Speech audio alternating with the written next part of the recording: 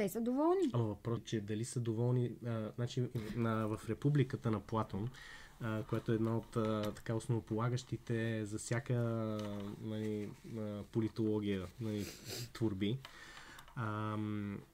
Там има алегорията за пещерата. Не знам дали си я чувал. Това е всъщност пещерата, която хората живеят вътре в тази пещера. В най-дълбините на тая пещера живеят хората. И те наблюдават света и живота, нали, си създават впечатленията за живота и за това какво искат от живота, наблюдавайки отраженията на огъня, нали, на стената на скалите. И всъщност по това те си създават цялата идея за света около себе си и за всичко. Нали.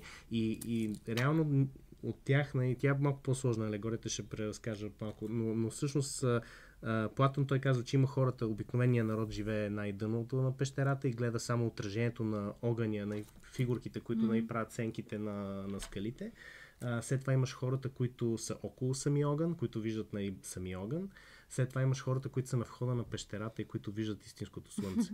И всъщност тая голяма разлика, нали, че те хората, които са си долу, винаги ще бъдат щастливи, защото нали, те не познават друго. И дали нашия народ въпреки, че имат възможност хората да пътуват, виждат на всеки път, викат, виж какво е примерно в Америка, виж какво е в Англия, виж какво е в Германия, как са си го направили хубаво, ние тук що не може да го направим.